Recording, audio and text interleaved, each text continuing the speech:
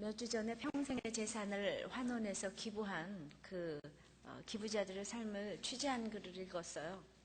그런데 재미있는 것은 한 신문사에서 10년 동안 1억 이상 기부한 사람이 25명인데 거기에 68%인 17명이 60대에서부터 80대까지 할머니라는 거예요. 그래서 왜 이런 일이 생겼을까? 이 서울대학교 곽금주 교수가 분석을 해놨는데 대부분 힘들고 가난한 기억을 가진 이런 할머니들이 기부를 하는데 다른 사람들의 아픔을 공감하는 능력이 뛰어나기 때문이라고 합니다. 그래서 제가 항상 이렇게 보면 뭘 좋은 일을 하고 이런 분들 성경적인 원리하고 이렇게 딱 맞는 거예요. 여러분들은 아픔의 기억을 가지고 있다는 것 자체가 우리가 얼마나 남을 도울 수 있는 능력인지 몰라요. 남자들은 대부분 기업의 대표로서 기부를 하는데 그래서 이 할머니들은 자신들이 이렇게 판단을 해서 굉장히 힘들다고 생각하는 사람들에게 자발적으로 기부를 하는 성향을 보인다고 합니다. 자, 이런 분들의 기부로 인해서 갑자기 도움을 받는 사람들은 얼마나 기쁘겠습니까? 그래서 아무리 많은 기부를 해도 사실 우리들에게 오는 거는 장학금 무슨 이 정도일 텐데 여러분들은 올해 어떤 정말 베풀어 주신 어떤 복을 가지고 그렇게 감사했습니까? 어떤 것이 가장 큰 복이었습니까? 우리들에게는 장학금 정도가 아니고 평생을 책임져주는, 영혼을 책임져주는 이런 주의 베푸신 큰 복이 복 중에 가장 큰 복이 아닐까요? 예, 정말 복 중에 가장 큰 복은 주의 베푸신 큰 복이라고 생각합니다. 그래서 오늘 본문을 통해서 이제 주의 베푸신 큰 복은 어떤 복인지 또 살펴보기를 원합니다. 첫째가 이제 자손의 복을 주셨는데 이 자손의 복, 특별히 하늘의 별같이 많게 하시고 약속하신 땅을 다 차지하게 하셨다는 것입니다. 이제 22절서부터 저희들이 좀 읽어보겠습니다. 22절서부터 25절까지 읽습니다. 시작! 또 나라들과 족속들을 저에게 각각 나누어 주심에 저희가 시온의 땅 곧 헤스본 왕의 땅과 바산 왕 옥의 땅을 차지하였나이다.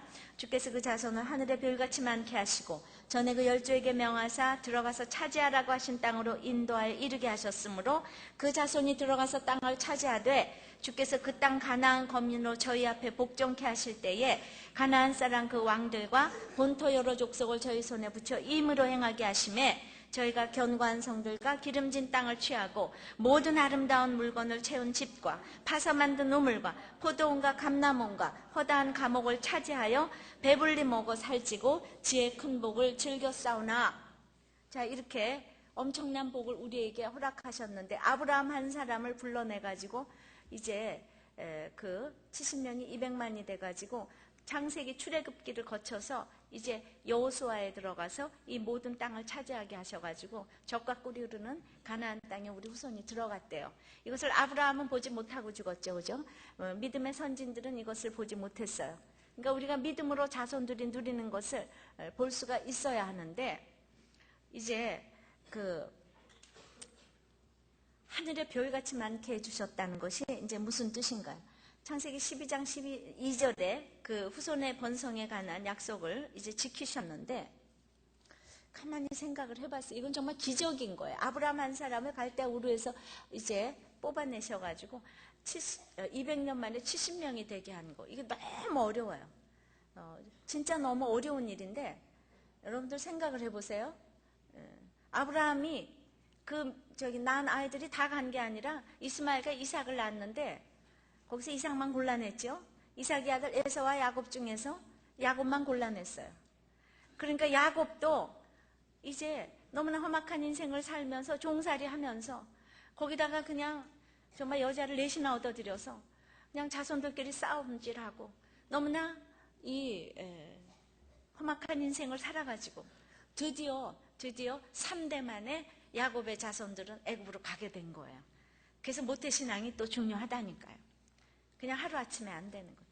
근데 그러니까 내가 어떤 사람을 내가 불신결혼해서 그 사람을 믿게 하겠다고 시집 장가를 갔는데 평생토록 못 믿게 하는 경우가 허다한 것이죠.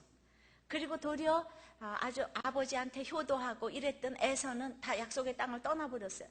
이스마엘도 사냥자라고 이랬던 사람 자기 발로 다 떠나버렸어요. 그러니까 내가 믿게 한다는 게 얼마나 힘든 것인지 몰라요. 그래서 겨우겨우 골라낸 사람이 70명. 근데 거기에서 이제 애굽으로 또 하나님께서 400년 노예 생활을 하게 하셨어요. 그리고 이제 40년 광야 생활을 거쳐서 이제 그때 60만 3,550명이 나와가지고 아이까지 합쳐서 200만이 됐잖아요. 그러니까 400년 동안에는 그게 빨라졌어요. 이제 주님께 돌아오는 숫자가 빨라졌어요.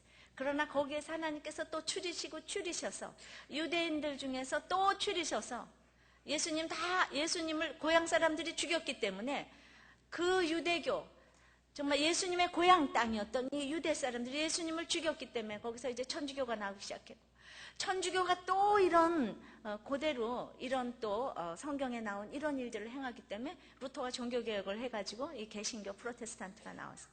전 세계를 돌면서 오늘날 아브라함이 이렇게 전 세계에 믿는 후손이 가지치기를 해서 여기까지 오게 된 줄을 믿습니다. 이게 기적 아니겠습니까? 우리가 바로 하늘의 별같이 많게 하신 그 아브라함의 후손이라 이 말입니다. 이건 정말 기적 중에 기적이에요. 그런데 이제 초대 교회사에도 보면은 예수 믿는 사람들을 너무 핍박하고 히브리 사람들이 카타콤에서 300년 동안을 지하 감옥에서 보낸 걸 아시죠? 그러니까 로마가 팍스 로마나 모든 사람들이 로마로 기름 통하고 로마가 너무나 부유하고 풍요하고 흥청망청하게 되니까 방탕하기 때문에 로마 처녀 중에서 처녀를 구할 수가 없어서 히브리 처녀들이 인기가 상종가가 돼서 전부 다 결혼은 이제 히브리 처녀들하고 하게 됐는데, 히브리 처녀가 이 부자이고 권력이 많은 로마 남편들을 구원하지 못했어요.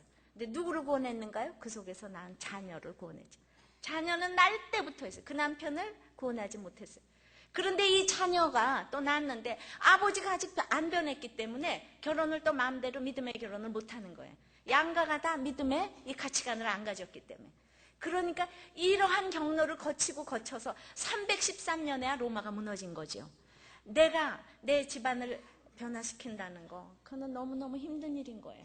그랬는데 아브라함이 그것을 믿음으로 믿고 이 땅을 나그네 된 인생길을 살면서 갔는데, 이제 거기에서 이렇게 자기 자손들이 이 여호수아를 통해서 가나안 땅을 다 정복하게 된 것이에요. 우리는 이거를 믿음으로 바라봐야 되지 않겠습니까?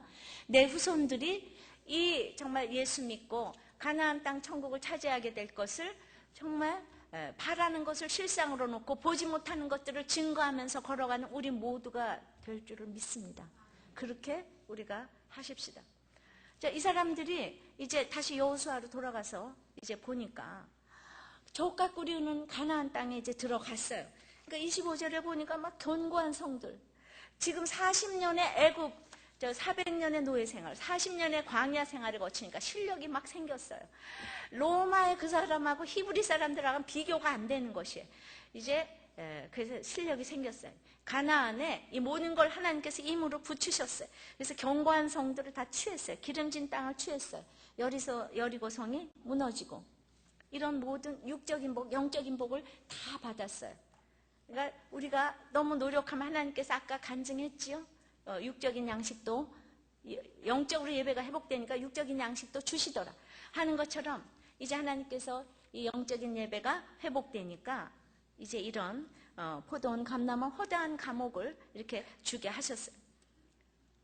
그리고 영적으로도 정말 무너질 것 같지 않던 견고한 사람들이 이제 정말 한마디 전도만 해도 탁탁 무너지는 거예요. 또한 기름진 땅, 여기도 너무 기름져서 절대로 믿을 것 같지 않던 사람들이 그 있던 사단의 세력들이 다 무너진 것이.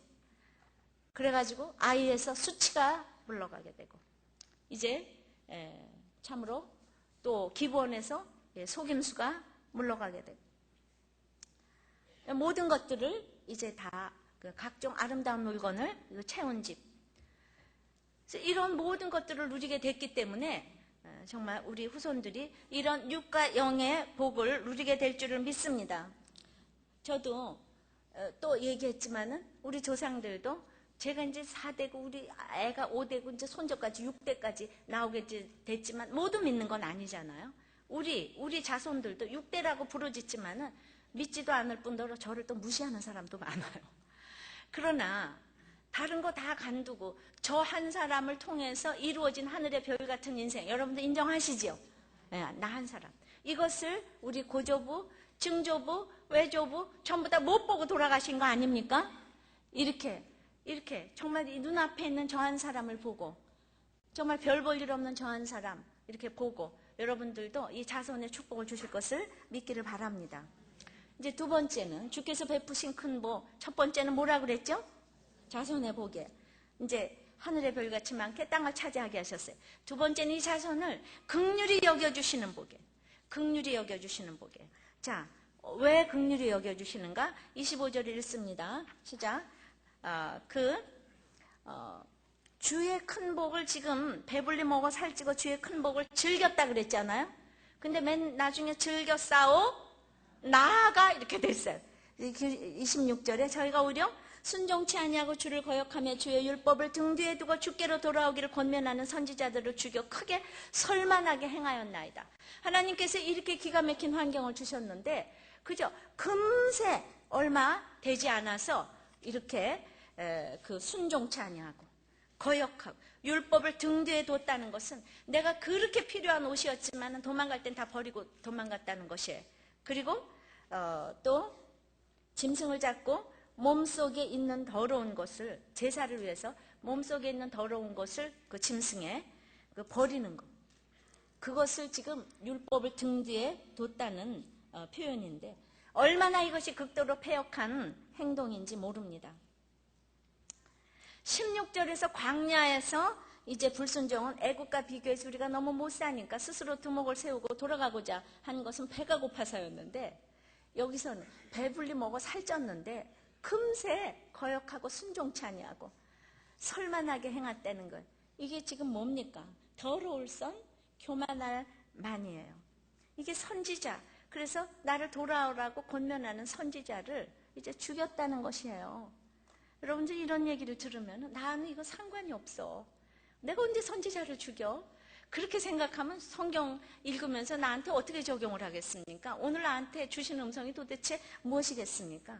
오늘 불신결혼을 막고 이혼을 막고 이렇게 권면하는 선지자들을 죽이는 것은 그건 바로 내 안에서 그런 말을 듣기 싫어하는 거, 그 말을 다 죽이는 거죠. 그죠? 이게 바로 선지자들을 죽이는 거예요. 이혼 막고 불신결혼 막고 이거 죽이는 거예요. 이게 남이라고 생각하시면 안 되는 거예요. 바로 그게 그 나인 거예요. 그런데 27절에 그런데도 불구하고 주께서 그 대적의 손에 붙이사 곤고를 당하게 하시며 저희가 환난을 당하여 주께 부르짖을 때 주께서 하늘에서 들으시고 크게 긍휼을 바라사 구원자들을 주어 대적의 손에서 구원하셨다고 그랬어요. 하나님께서 우리를 크게 긍휼히 여겨주실 가치가 없는 인간이지만은 정말 우리 이스라엘 백성, 믿는 백성들을 위하여서 긍휼이 뭡니까? 창자가 끊어지듯이 애통한다 그랬어요. 창자가 끊어지듯이. 창자가 끊어지듯이 그 애통이 있어야 되는데 여러분들은 남편이 안 믿거나 자녀가 안 믿거나 그냥 뭐 배우자가 안 믿거나 부모가 안 믿거나 때가 되면 믿겠지 뭐 이게 여러분들의 주제예요. 창자가 끊어지듯이 애통이 여러분들이 이제 안 되는 거예요. 여러분들 이스라엘 백성만 그러는 게 아니잖아요. 우리도 그래요. 환경이라는 거는요 금세 설만해지는 거예요. 우리가 어렸을 적에 재래식 화장실을 쓰다가 수세식 되니까 천국이 따로 없구나. 그리고 수세식 화장실이 있는 집 너무 부러워했어요. 스팀 있는 집 부러워했어요. 어느 날 수세식 화장실을 이제 쓰게 됐어요. 잠시였죠. 그러다가 그냥 화장실이 또 안방에 있어. 이거는 막 그냥 천국이 따로 없어. 옛날에 뭐 임금님이 그렇게 살았겠어요? 옛날에 이시 조선의 궁중에는요 화장실도 없고요. 그 다음에 밑에 무슨 뭐 구들장도, 서민들은 구들장 놓고 뜨겁게 살았어도 거기는 무슨 화로 같은 거 나서 다 차고 더럽고 그렇게 살았대요. 예, 그게 임금님의 삶이었다는 거. 뭐 여러 가지 화재 때문에 그랬을까요? 글쎄. 그랬는데 우리 북한을 있잖아요. 여러분들 생각해 보세요. 몇백 년 이시조선이 끝났어요. 그리고 금세 일제 36년 거기에서 또 종노릇했어요. 그전에는 전제 국가에서 살았어요. 그러고 나서 곧장 공산주의로 들어갔어요. 북한은 우리 남한의 삶을 상상을 못하는 거예요. 그 정말 너무 눈물 나는 일 아니에요. 상상을 못 하는데, 근데 누가 더 행복 지수가 높을 것 같아요? 예? 당연히 북한이 높습니다. 너무 감사합니다. 우리 재래식 화장실만 봐도 감사한 것처럼 우리는 설만하게 행하지. 우리야말로 더러울 선 교만할 만. 그러나 인생이 다 별 인생이 없어서 북한도 이 남한처럼 이렇게 살게 되면 금세 또 설만하게 행할 거예요. 이 환경을 누리게 되면, 그러니까 환경에는 그냥 영원한 것이 없다는 걸 아셔야 되는데, 오늘 기뻐해야 되는데, 이 광야에서 기뻐하는 것이 이 가나안 땅에서 기뻐하는 것보다 훨씬 크게 사실은 기뻐하는 거라니까. 그때 하나님께 올인하는 이제 훈련을 이게 하게 된 거예요. 그런데도 불구하고 하나님께서는 구원할 자를 보내주시고, 이제 여기서부터 사사기가 이제 또 이제 들어가는 거죠. 사사를 여러 번 보내줘서 제가 어저께 읽은 삼성까지 13번 사사가 지금 이렇게 바뀌고 있어요.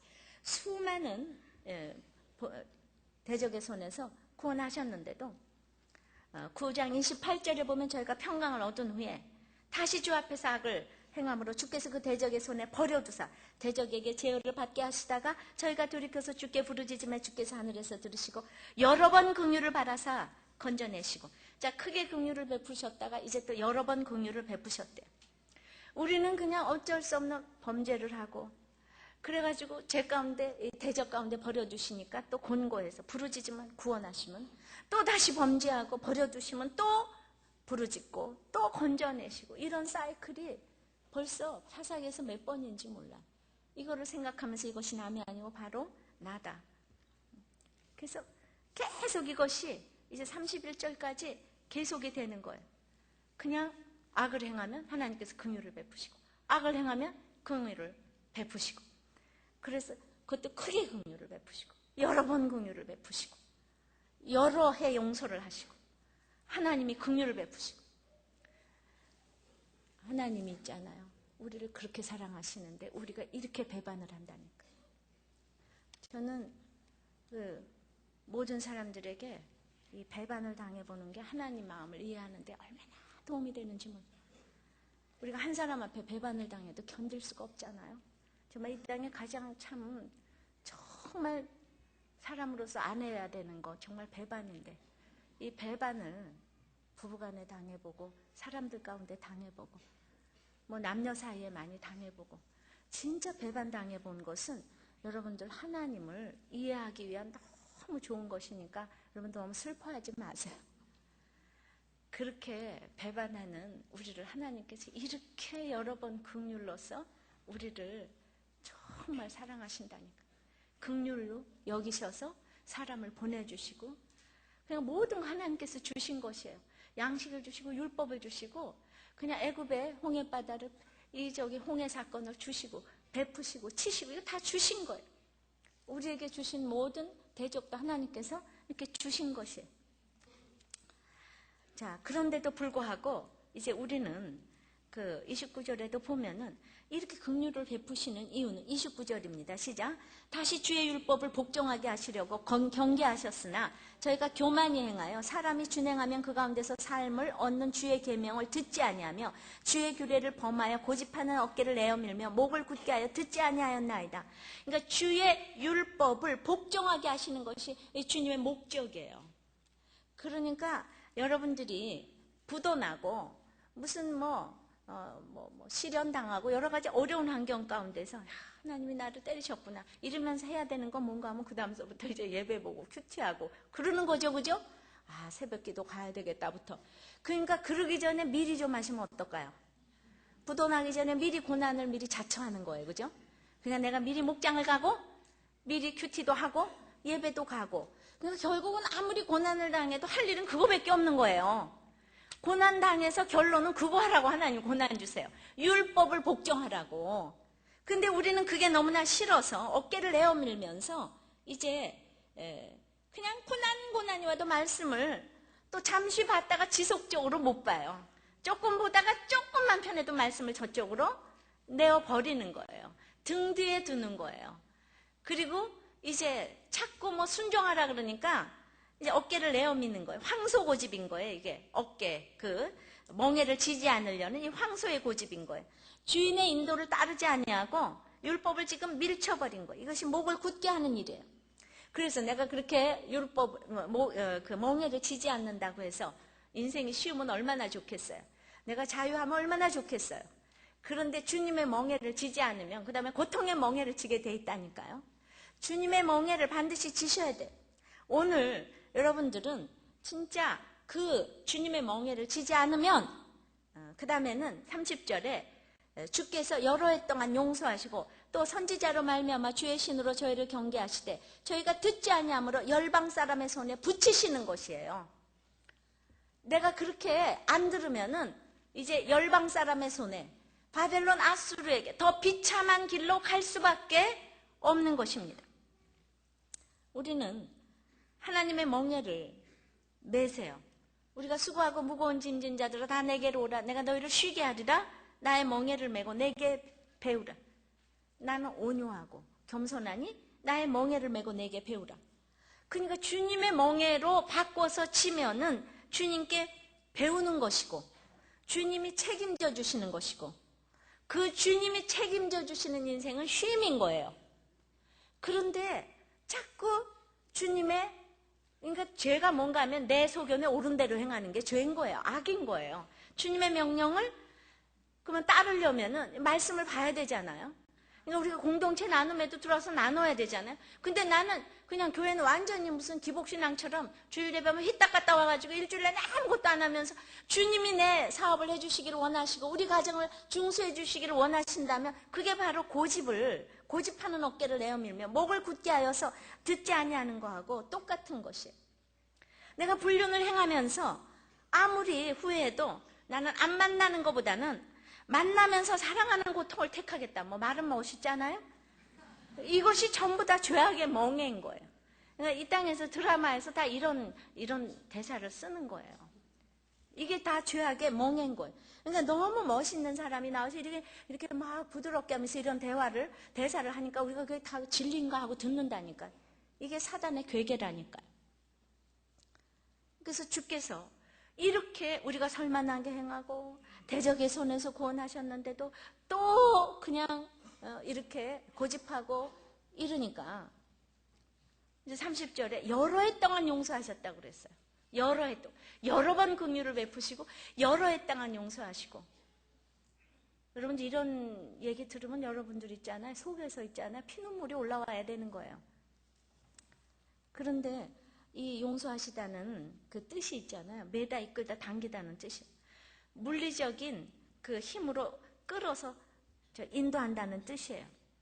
이 단어가 용서하다의 의미로 쓰인 적은 거의 없는데 여기 용서하다의 의미로 쓰였어요. 그러니까 용서라는 것은 그냥 나는 용서해 그리고 잊어버리는 것이 아니라 적극적으로 옳은 대로 돌아오게 하는 뜻이 있는 거예요. 용서라는 건 그러니까 사랑을 가지고 하는 것이 용서인 거예요. 난 잊어버렸어. 난 생각지도 않아가 아니라 그 사람을 정말 주께로 돌아오게 옳은 대로 돌아오게 하는 이게 용서인 거예요. 그래서 주께로 돌아오기 위해서 여러 해 동안 강제로 끌고 가면서 선지자로 주의 신으로 경계를 하시면서 끝없이 지금 돌아오기를 원하지만 우리가 듣지 아니한다는 거예요.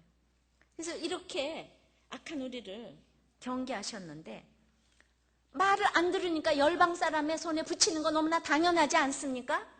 그리고 오늘 성경을 보면서 내가 고난당하는 것은 결국은 있어야 될 일이구나. 9장도 1장부터 1절서부터 쭉 읽어보니까 지금 내가 이 모든 자녀 문제, 부도 문제, 부부 문제 모든 것이 있어야 될 일이구나. 내가 옛날서부터 하나도 하나님의 명령을 듣지 아니했구나. 이것을 지금 알아야 되는 거예요. 열방 사람의 손에 붙이신 것이 주께서 주신 것이에요. 이것이 나타난 동사라고 그랬어요. 주께서 주셨다고 그랬어요. 열방 사람의 손에 붙인 것. 내 자녀를 사랑하니까 내가 정말 사랑하니까 때리기도 하고 돈이 없게 내버려 두기도 하고 이것이 주께서 주시는 거예요. 사랑하지 않으면 맨날 좋은 것만 주잖아요. 주님이니까 좋은 것도 주시고 징계도 주시면서 키워가시는 거예요. 제가 재혼이 왜 힘들다 그러겠습니까? 구조적으로 새엄마 말은 듣기가 어려운 거예요. 그리고 새엄마는 또 때리지를 못하는 거예요. 그러니까 예수가 없으면요 때릴 수도 없고 또 맨날 또 때리기만 해요. 아셔요? 자기 감정을 폭발하니까. 예수가 없으면 뭐라고요? 팥쥐 엄마처럼 맨날 때리고 그 다음에는 또 너무 교양이 있어서 절대로 못 때려요. 사랑이 없어서 그래. 그러니까 연산군이 제가 요새 연산군 얘기를 자꾸 하는 건 우리들 교회 그 남은숙 집사님이 저한테 책을 하나 줬어요. 거기서 인용을 하는 거예요, 제가. 그런 걸 다뤘더라고요. 이시조선의 왕들에 대한 얘기. 그러니까 연산군이 윤비가 너무나 이상해가지고 정경 부인한테 교육을 갖다 맡겼는데 그 정경 부인은 연산군이 앞으로 임금될 사람이 뭐 조금이라도 탈라면 큰일이잖아요. 그러니까 맨날 눈치만 보면서 너무나 교양 있는 이 부인이 그냥 좋다 그냥 좋은 게 좋은 거다. 사랑 1%도 없는 거예요. 자기 유익 때문에만 그렇게 키운 거예요. 그러니까 그렇게 사랑을 못 받았어요. 그리고 우울한 엄마와 정말 부재중인 아버지 성정이 얼마나 바람둥이인 줄 아시죠? 그리고 냉혹한 할머니, 최고의 악한 부모 밑에서 컸기 때문에 그런 폭군이 나온 거죠. 그러니까 우리는 새엄마, 새아버지 그게 웬만한 믿음 가지고 할 수 있는 게 아니라니까. 제가 많은 상담을 들어요. 얼마나 네 새끼 내 새끼 따지는 줄 알아요? 재혼을 딱 하고 나면 그냥 거기서부터 경계선이 딱 지어지는 거예요. 그냥 앉아서 난 네 새끼 내 새끼예요. 그 치사하다고 생각하지 말아요. 제가 그렇게 날마다 하지 말라는 이유는 이거를 해석해낼 수 있는 실력이 없으면은 이제 바벨론 포로로 끌려가게 돼 있다니까요. 애굽도 모지라서 이제 가게 돼 있다니까요. 그러니까 우리는 무슨 대단한 능력이 있어서 그 새엄마가 돼서 애들을 그렇게 때려줄 수가 있겠어요. 때려줘야 되는데 못 때리는 거예요. 죽어도 지금 이게 해석이 안 되는 거예요, 다들. 그러면서 거기서부터 다시 불화가 생겨지기 시작하는. 그런데 둘 다 똑같은 믿음이라도 이게 힘든데 믿음이 한쪽이 없으면 이거는 그냥 불을 보듯 뻔한 것이에요. 제가 왜 이 성도 떨어지는 소리를 하겠냐고요. 누가 그러더라고요. 딴 데 가서 결혼하고 다시 올까? 이러면서. 그런 얘기를 제가 하는 게 아니라니까요. 정말 여러분들을 긍휼히 여겨서 창자가 끊어져서 사랑해서 하는 얘기라니까요. 다 그런 거예요. 원리가 지금 그거예요. 그러니까 이 얘기를 이제 우리들 교회에서 이 얘기를 해줘야 돼. 여러분들이 다 재혼하신 분들도 정말 우리들 교회가 이 얘기를 해줘야 되는 거예요. 왜 안 해야지 되는지, 왜 불신 결혼을 안 해야 되고 이혼은 왜 안 해야 되는지, 재혼이 얼마나 힘든 건지 다 그렇다니까요. 제일 문제가 뭐예요? 새엄마는 못 때려요. 그러니까 드라마도 좀 그냥 그렇게 대사를 썼으면 좋겠어요. 내가 새엄마니까 못 때린단다 뭐 이런 거. 그러면 히트를 칠 것 같아. 우리의 그냥 속을 좀 다 꿰뚫어 보는 거. 그러니까 그나마 그냥 믿음이 없어도 친엄마가 때리는 건 다 뭐라고 안 그러잖아요. 이게 큰 악한 하나님의 형상이 그나마 이 부모한테 있기 때문이에요. 하나님의 형상이 그나마 있기 때문에 뭐라 그러질 않는다니까. 정말 그렇게 목사님은 지치지도 아니하고 그렇게 정말 성도의 역사는 죄 가운데 역사예요. 하나님의 은혜가 없이는 참시도 올바르게 서 있을 수가 없는데, 그러므로 이제 우리는 이 긍휼히 여기시는 주님, 안 지나서나 나 때문에 창자가 끊어지신다고. 그러니까 이런 창자가 끊어지는 사랑으로 우리 자녀를 사랑하고 정말 가족을 사랑해야 되는데 어떻게 사랑할 수가 있어요? 사랑할 수가 없잖아요. 내가 자녀도 사랑할 수가 없는 거예요. 근데 하나님이 나를 이렇게 오랫동안 참아주셨다니까요. 내가 그렇게 설만이 행하고 그렇게 딴짓을 하고 있는데 그냥 하나님은 이것도 주고 저것도 주고 이래가면서,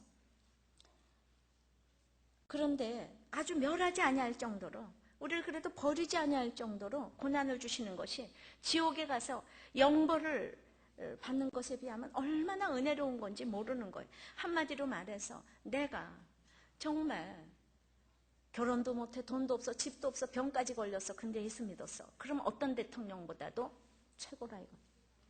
이게 최고야. 아셨어요? 날마다. 그러니까 이 땅에 그 행복에다 모든 목적을 두고 걸어가기 때문에 여러분들이 그냥 우리 인간은 이렇게 악한 사람들이 하나님께서 아무리 베풀어 주셔도 은혜를 몰라요.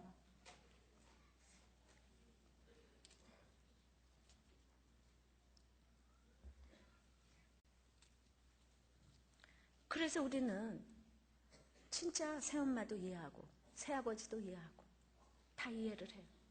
얼마나 이상한 일도 많은지 몰라요. 이제 이루 말을 못해요. 그러나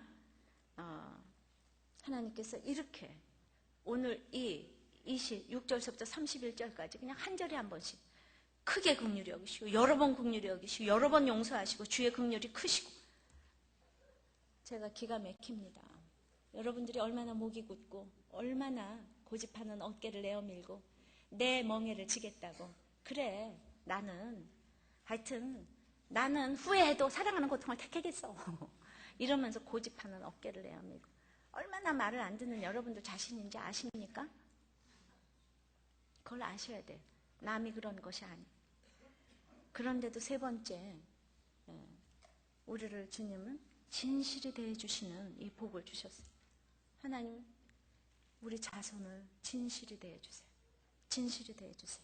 32절입니다. 시작. 우리 하나님이요 광대하시고 능하시고 두려우시며 언약과 인자를 지키시는 하나님이요 우리와 우리 열왕과 방백들과 제사장들과 선지자들과 열조와 주의 모든 백성이 아수르 열왕의 때로부터 오늘날까지 당한 바 환난을 이제 작게 여기시지 마옵소서.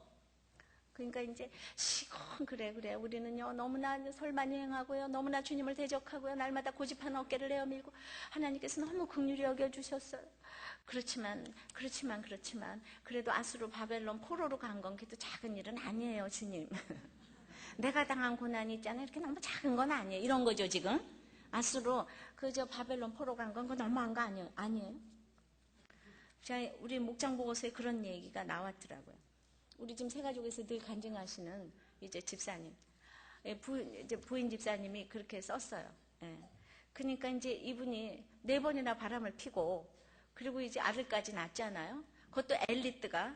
그랬는데, 이제 지금은 죄를 깨닫고 서로 목자로서 사역을 잘하고 계시지만은 뭐라 그랬냐면, 특히 내가 지난날 말씀의 힘에 의지해서 이 사건을 건너온 것을 생각하면, 내 스스로가 생각해도 기특해서 눈물이 난다.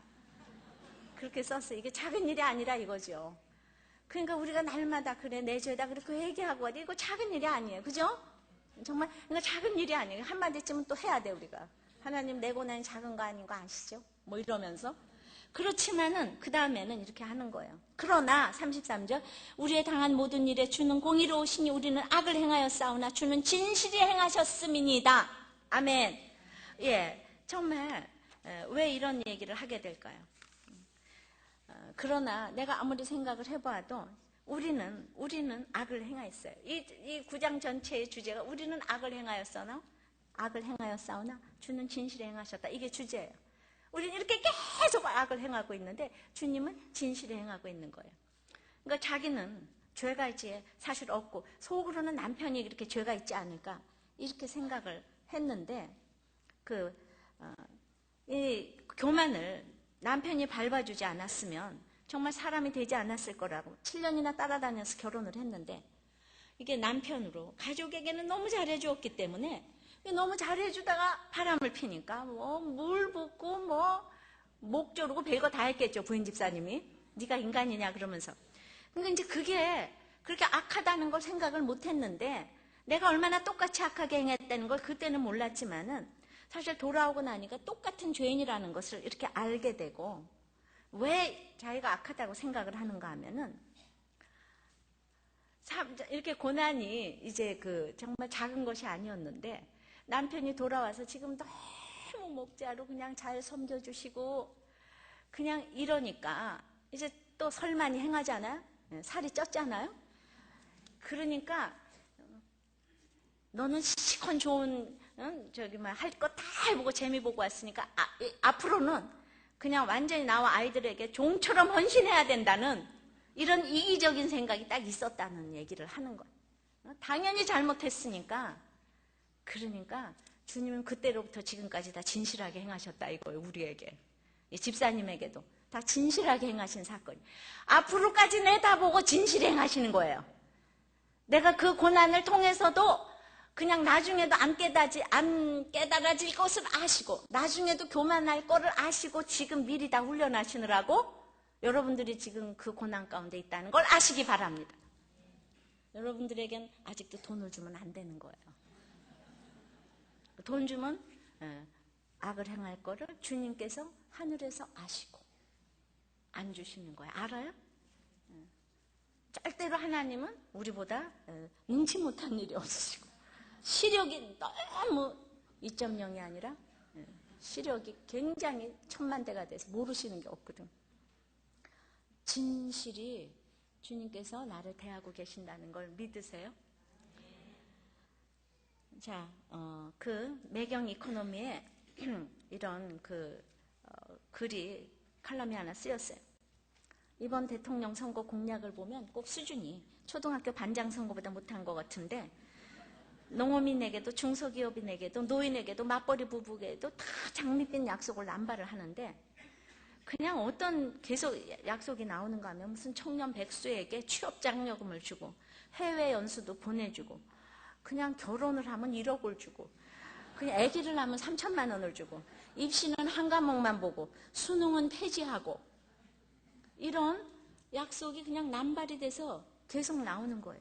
그러니까 양식이 있는 후보자라면은 이 공짜 약속 대신 국민에게 고통 분담을 호소해야 되고, 표가 떨어질 줄 알지만은 농민과 중소기업은 더 이상 보호와 지원 대상이 아니라고, 지금 우리나라가 정말 얼마나 힘든 가운데 있으니까 단호히 말할 수 있어야 되고, 교육과 의료 개혁에 칼을 들이대겠다고 약속을 해야 하고, 지역 균형 개발이 중요하지만은 경제 성장부터 서둘러야 한다고 목소리를 지금 높여야지 되는데, 이제 이러려면은 이제 표가 떨어지는 소리가 뚝뚝 들리겠죠, 그죠? 제가 성도가 떨어지는 소리가 뚝뚝 들리는데 날마다 이혼하지 말라. 제가 얼마나 뚝뚝 떨어지는 소리를 들으면서 하는 거를 아셔야 돼요. 아십니까? 예, 이게 누가 그러겠어요, 진짜. 너무 싫어한다니까요, 저를. 진짜 기분 나빠하는 사람들이 있어요. 그래도 어떻게 해요? 예. 그런데 노벨 경제학상을 받은 이 프리드만 이 교수가 공짜 점심은 없다라는 명언 중에 명언을 했는데, 어떤 사람이나 사회가 공짜로는 아무것도 취할 수 없다는 얘기. 그러니까 설사 공짜인 것처럼 보여도 감춰진 비용이 반드시 발생한다고. 한마디로 공짜는 없다는 거예요. 여러분들 공짜 좋아하면은 되로 주고 말로 받는 거예요. 이 세상에 공짜는 없어요. 아셔요? 그거는요, 성경을 읽으면 그런 지혜부터 생기셔야 돼요. 그러니까 사라의 매장지를 만약에 거기다가 공짜로 주었지만은, 만약에 아브라함이 안 사뒀으면 400년 후에 거기 등기된 땅이 없는데 자녀들이 돌아갔겠습니까? 공짜는 없는 거예요. 이 세상에 공짜는 없어요. 다 공짜는 없다. 시작. 제발 공짜 좋아하지 말아요. 그래서 머리 좀 까지지 말아요. 제발 공짜는 없어요. 그래가지고 이 프리드만이 공무원 늘리고 예산 마구 쓰고 공짜 점심 약속을 남발하는 정부를 도둑이라고까지 악담을 퍼부었어요. 그러니까 화끈한 공약이 아니라 진실을 말하는 후보, 이번 선거의 판단 기준이 돼야 된다고 이렇게 지금 썼는데, 우리가 반드시 이렇게 무엇이든지 진실한 얘기를 하려면 사람들이 다 좋아할 수 없다는 거, 그걸 여러분들은 아셔야 합니다.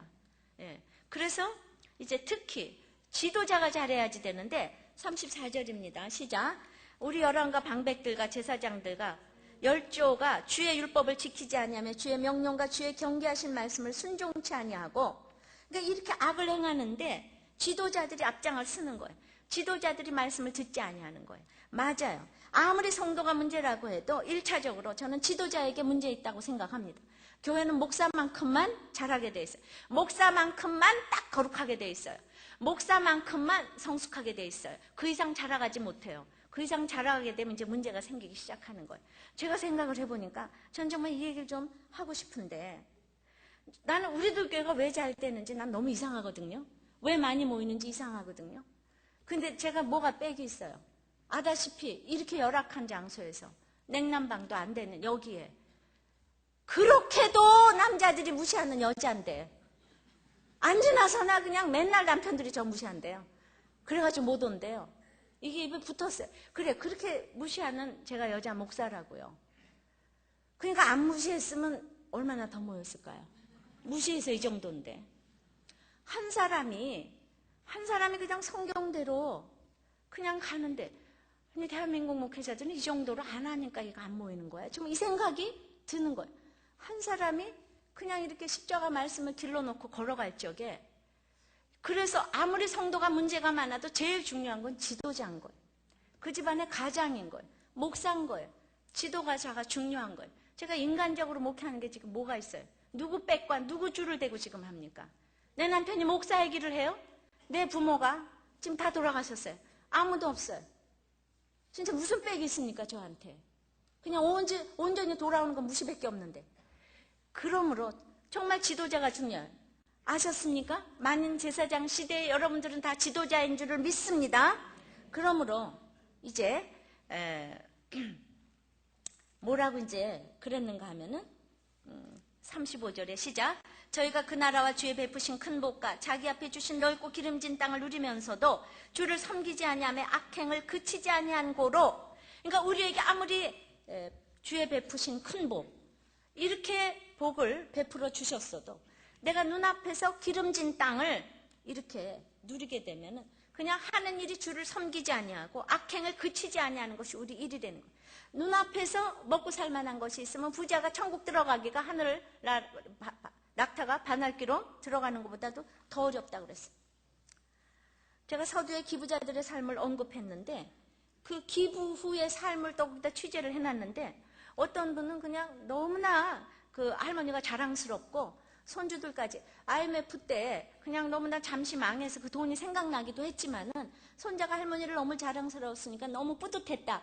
이런 분도 있는가 하면 또 어떤 분은 그냥 기부한 다음서부터 찾아오는 사람도 없고 딸도 안 오고 유일한 애출은 병원에 가는 거고, 또 어떤 사람은 그냥 여기 투자해라 저기 투자해라 뭐 어디에서 계속 우리에게 후원해라.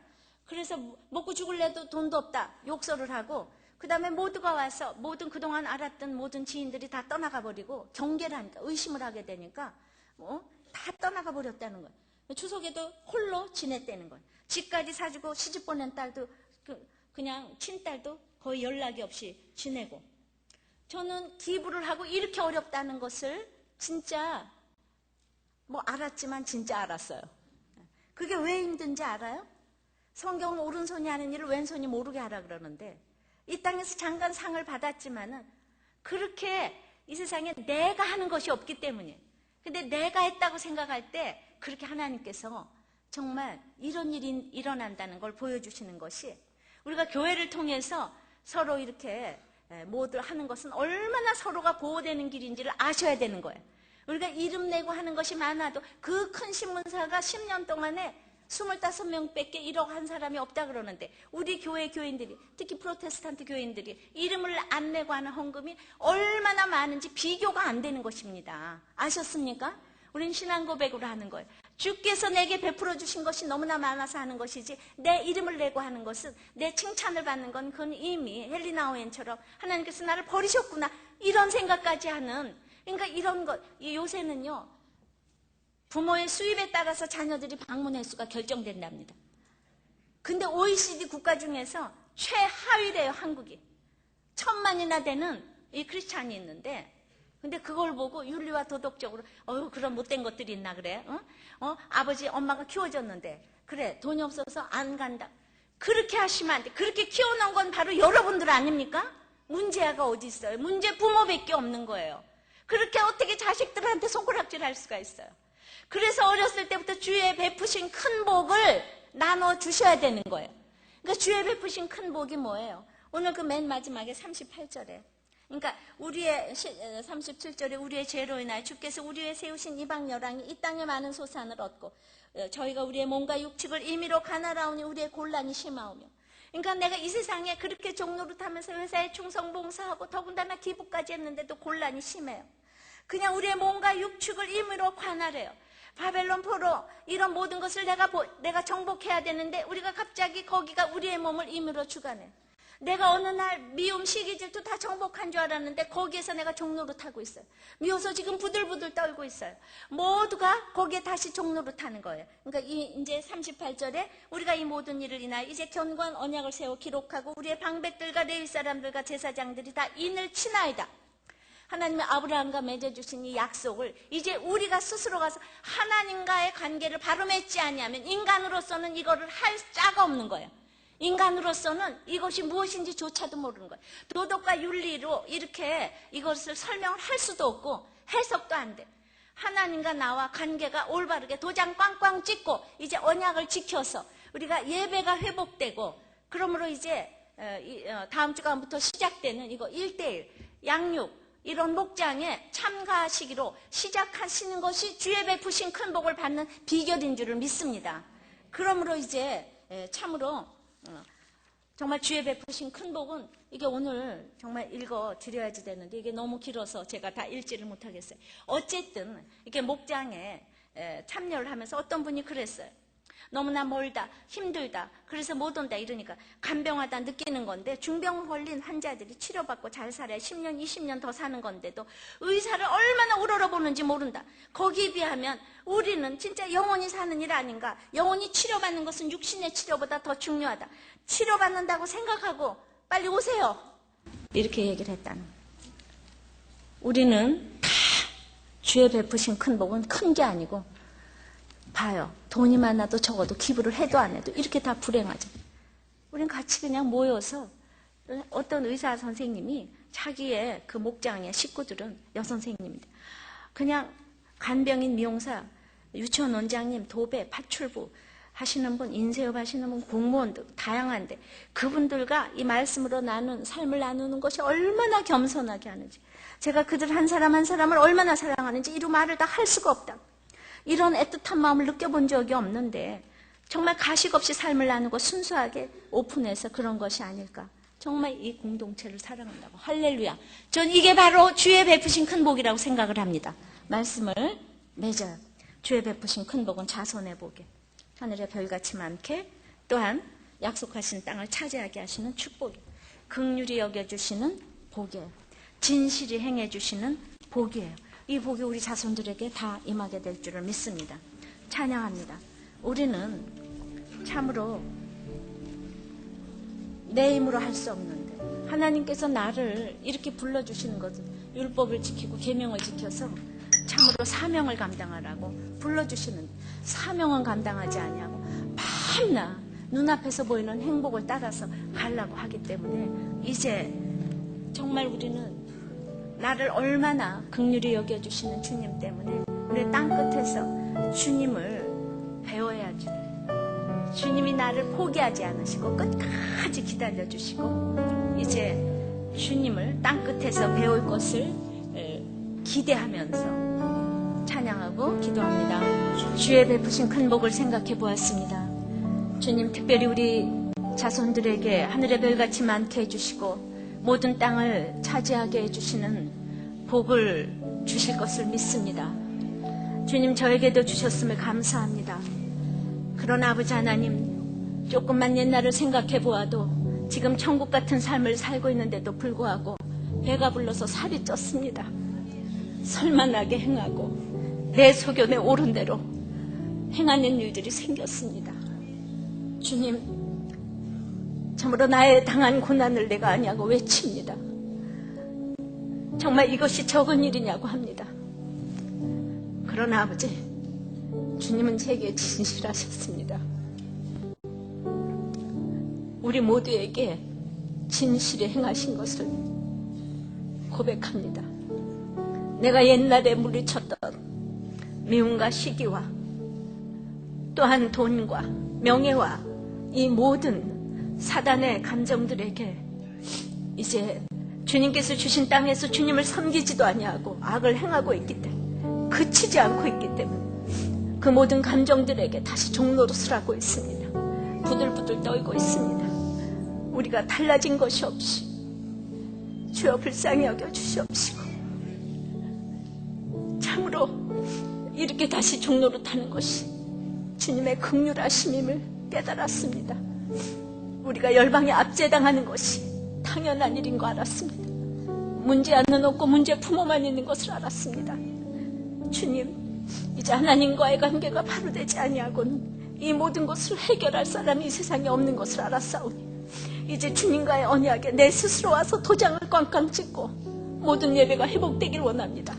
나의 모든 식구들이 이제 예배를 참여하고 하나님과의 바른 관계가 회복될 수 있도록 은혜 내려 주시옵시고, 구체적으로 이제 모든 목장과 이런 일대일과 아버지 하나님, 내가 어떻게 할 수 없기 때문에 보내주신 선지자의 말을 들을 수 있도록 아버지 우리에게 자발적인 마음을 허락하여 주시옵소서. 이 땅에 진실이 행하는 지도자를 허락하여 주시옵소서. 예수님 이름으로 기도합나이다. 아멘.